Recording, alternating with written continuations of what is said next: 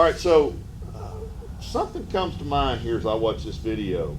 You like to whack that camera with your net and with your rod. You know there's a camera right there, right? So you did say something to me earlier about nets. What have you learned about nets? Because this is an important lesson. Yeah, when you're netting your own fish, these heavy nets that were telescopic nets that we're used to using is really probably not the best idea. And since, especially since that tournament, I've gotten a lighter net. It's a cheaper net. Sure, yes, cheap nets. But it's got a little bit of an angle to it that turns up on the front to where you can kind of reach out and dip the fish a little bit different with a little different approach to it. But you're using a great big long handle net right in these. Yeah. Yeah, that's tough to do. It's great if you're using both hands. Right, right. But one hand's got to stay hold that rod. Right. Well, you know, the guy at the Chickamagua, he just laid his down and caught it, but almost lost his rod doing it. So, so you also you're throwing that swim bait on that Super Duty too, right, rod? Yes, yes. It's a 7'11" Super Duty. Big long rod. Yeah, it's a long rod. It's a kind of a light rod. It's got the wind grips on it. It's the best rod I've ever used on a swim bait. I mean, it is. It has a parabolic bend, and when they grab, they were knocking slack in line, and some of them hit it going the other way. A lot of them would whack it, and you throw back in there and catch them next cast. Yeah. But when you get them, when you have them bowed up on that big rod, I mean, they can jump all they want to, and you still got tension on them, so you're not going to lose them. This goes back to exactly what we talked about in the video earlier this year. I'm flipping with the Super Duty 3, which is the same rod, it's just got more backbone on it. I don't own the 2, so since seeing this, I'm going to order one of the 2s.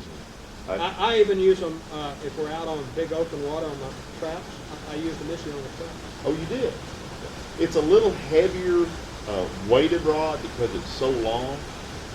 We're going to take a pause and let this heavy rain go by so we keep our audio. All right, our little rain showers passed so we can talk some more. So you were throwing the Super Duty 2. What reel were you using? That low profile, that super low profile SLP in a 6.8 to 1. All right. So we talked about this when we did. If you've not seen it, I'll put it right here. So in the top left, there's a great video where we interviewed Dicky and Ricky Guy before the Costa 2 or 3 years ago, and you're a really big believer in getting a cadence and fish reacting to a specific cadence.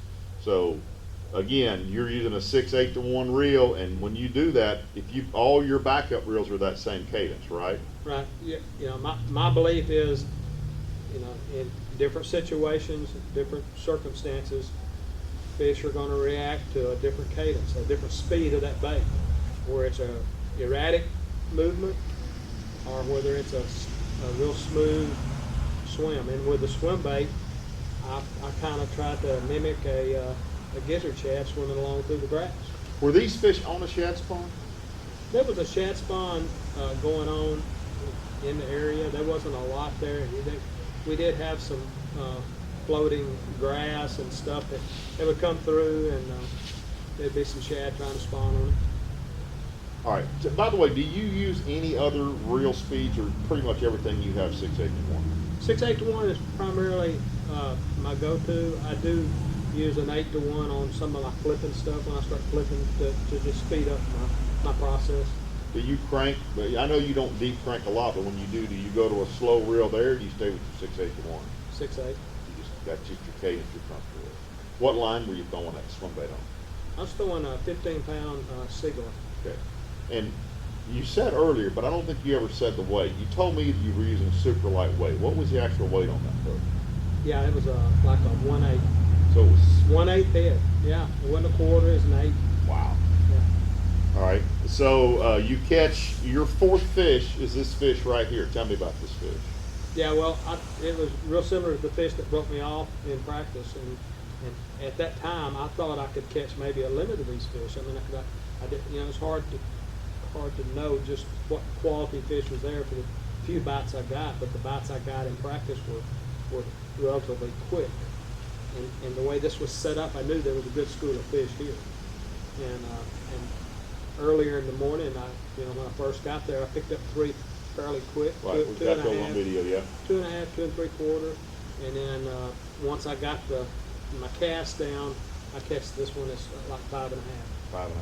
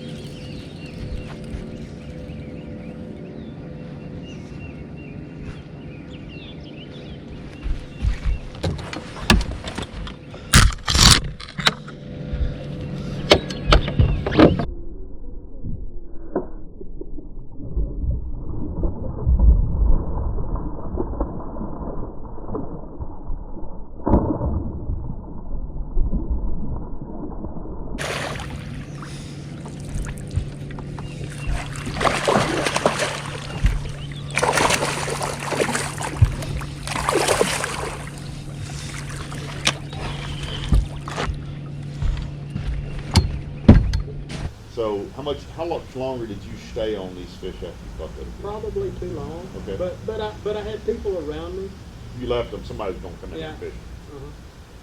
Which they did on day 2, right before I got there. But they didn't know the cast, and they fished through them twice before they moved out. And then, so once I got them, or they got off the fish, I was able to come in there and set up on my waypoint and catch a limit while they were still there.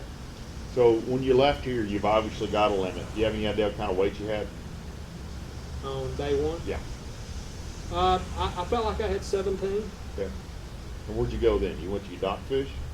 I stopped at a point where I'd gotten bit, and there was some locals fishing it, and then I went to some laydowns, and at that point I seen a big fish in that treetop that I felt like was on a bed, and but it wouldn't stay there, and it was in a position where it's very difficult to fish, real thick limbs. So thinking of that, I had those dock fish, so I went to them just to check them, because a lot of those fish I shook off. I used screw locks on them after I found them, and I seen some 3-pounders before I took my hook off and went to a screw lock, and then the rest of them, they felt pretty good. So let's talk about that, because you do. I got that from you. I've talked about it on video. In practice, especially target fishing, you generally don't pull on your fish, do you? No. So you use just a center line screw lock. Right. Whatever your weight is, and just screw it into your bait. That's right. All right. And you get to look at a lot of those fish, don't you? Sure. They'll swim around with it. Yeah. I mean, they'll hold on to it, and if you don't get too excited and just swim with them, follow them around, you can pull them to the top usually. Yeah. If it's a fairly clear lake. I seen a lot of these fish, and I knew I was on 3-pounders, and the area where these boat docks were at was known for its giant largemouth, and I felt like that there was probably a good chance of catching a large one. Just weed through these little ones, and you're eventually going to run into one. I felt like they were up either post-spawn or pre-spawn staging on these poles on the boat docks. And the water you said was in the low 70s there? Yeah. But that's still spawning for them. But down here you'd be done. I think their temperature climbed very quickly. I think it went from the high 50s into the 70s over a short period of time. I got you. I think that's part of it. All right. So you finally get on a big fish the first day. Yeah, I went down to my docks, and I had caught a fish off of a corner of a dock in practice, and I noticed, and the reason I flipped there because it just looked lighter, the color down below it. I flipped in there, and a 2-pounder grabbed it immediately. So I said, well, maybe some of these fish are bedded. And then between the 2 docks there, I seen several big round, shiny beds, but there's no fish on them. So when I was over there, I went over to those beds to check it and made a long pitch with a brush hog, and as I went to reel it back in like 2.5 foot of water, something green was right behind me. And I'm going, man, that's a bass. Ding!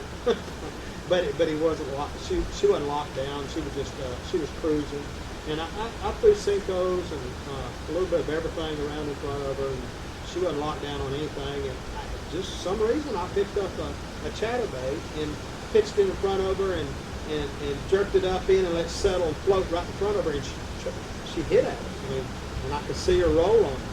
So I did that 5 or 6 times, and finally on the last time she took it. So do you think she was on a nest? No, because I fished her from one side of the pocket to the other and back around, and she never went back to the same place at all. But you could see her all just following around. Yes. That's great. Yeah. I've seen that one time ever on course years and years ago. Yeah. And what'd she weigh? 6 pounds.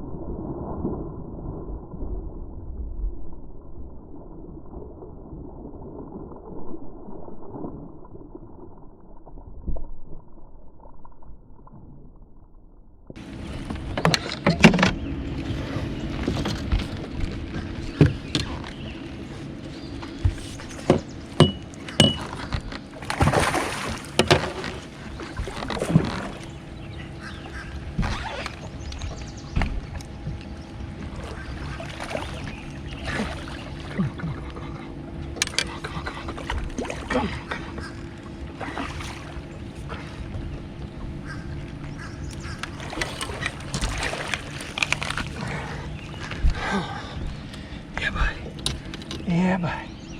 In the mouth. In the mouth. In the mouth. As long as this thing's on. So what did you have first day? A little over 20. Okay. What place? 12. Okay. So they whacked it. Oh, yeah. Yeah. Chickamagua, they're always in there. Right. And the second day, what'd you do? We don't have any footage of the second day. What'd you do second day?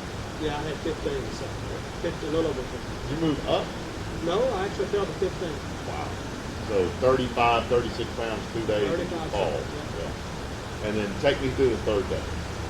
Third day, I went to my same starting spot on that little offshore place, and I caught them. I mean, I caught 20 or 30 fish there early, almost one day. But they were just, instead of being 3.5s and 4s, they got down into 2 to 2.5 pounds. And did you check your dock fish then? No. We had bad weather coming in. You had bad weather. bad. And I didn't make the run. And you look back on it and say, why didn't I? But I didn't. Because you wanted to survive the day, maybe? Y'all had lightning, right? Oh, bad.